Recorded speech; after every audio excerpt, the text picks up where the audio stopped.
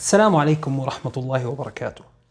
مشكلة تؤدي إلى حدوث صوت أجش أو خشن يحدث عند تدفق الهواء أمام الأنسجة المتراخية بحلقك، مما يؤدي إلى اهتزاز الأنسجة مع تنفسك. مرحبا، أنا إبراهيم جابر وأهلا فيكم في فيديو اليوم عن مشكلة الشخير.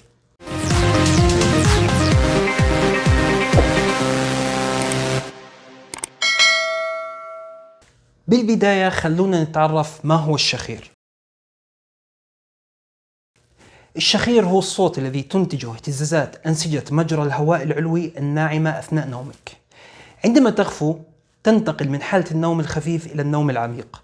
ترتخي العضلات في سقف الفم، اللهاء واللسان والحلق. يمكن لأنسجة الحلق أن ترتخي بالشكل الكافي فتهتز وتسد مجرى الهواء، وعندما تأخذ نفس تهتز أنسجة الحلق وتولد صوتا، وكلما كان مجرى الهواء أضيق كان اهتزازه أسهل وصوت الشخير أعلى. أما العوامل المسببة لهذه المشكلة فتم تصنيف المسببات إلى 3 مجموعات رئيسية. 1 مشاكل جسمانية، وبيندرج تحت المشاكل الجسمانية التقدم في السن والسمنة. 2 مشاكل ضعف التنفس، وبيندرج تحتها أمراض تنفسية، أمراض القلب أو الأدوية المثبطة للتنفس. 3 مشاكل انغلاق المجاري التنفسية، وبيندرج تحتها انسداد الأنف أو انحراف وتيرة الأنف، تضخم اللسان، التضخم المزمن للوزتين، التهاب اللوزتين، صغر حجم الفك السفلي، وورم سرطاني في منطقة الرقبة. الآن خلونا نتطرق لعلامات تحذيرية. في حال تواجدت مشكلة الشخير مع أي من هذه العلامات وجب عليك مراجعة الطبيب مباشرة. نذكر منها: 1 نوبات في انقطاع التنفس أو الاختناق أثناء النوم. 2 الشعور بالصداع عند الاستيقاظ فترة الصباح. 3 النعاس الشديد في أثناء النهار. 4 السمنة وزيادة وتطور في الوزن. 5 الشخير المستمر بصوت عالي جدا. 6 ارتفاع ضغط الدم في بعض الأحيان إذا لم تكن تعاني من مرض ارتفاع ضغط الدم. أما ما يخص علاج الشخير فيعالج الشخير بعلاج أسبابه، مثل انسداد الأنف المزمن وغيره من المسببات التي تطرقنا لها سابقا. ولكن هنا حاب أركز على بعض التدابير العامة التي تساعد على التقليل من الشخير، وقد لا تكون هذه التدابير مفيدة عند جميع المرضى، إلا أن بعضهم قد يستفيد منها. وتشمل هذه التدابير: 1 خسارة الوزن للأشخاص الذين يعانون من السمنة الزائدة.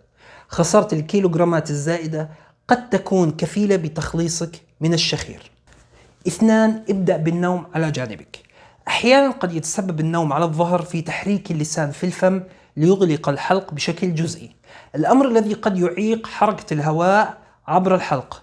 لذا فإن النوم على الجانب قد يساعد في التخلص من الشخير، حيث لا يتحرك اللسان من مكانه ولا يعود هناك أمر معيق في مواجهة حركة الهواء. 3 رفع السرير.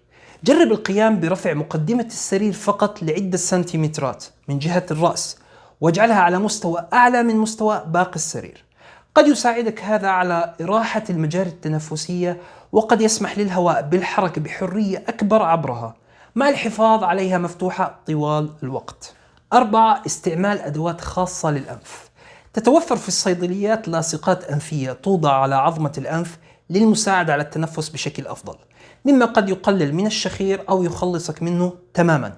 كما تستطيع استخدام أداة موسعة للأنف توضع على أطراف الأنف لتسهيل عملية التنفس. 5 تجنب تناول المهدئات قبل النوم. إذا كنت من الأشخاص الذين يتناولون المهدئات قبل النوم وبدأ معك الشخير، قم باستشارة الطبيب، فقد تكون المهدئات التي تتناولها هي السبب. 6 توقفت عن التدخين نهائيا. يعتبر التدخين عادة غير صحية على كافة الأصعدة، وفي حالة الشخير فهو قد يزيد الأمر سوءا. لذا فإن الإقلاع عن التدخين هنا قد يساعدك على التخفيف من الشخير أو التخلص منه تماما. 7 وأخيرا الحصول على قسط كافي من النوم.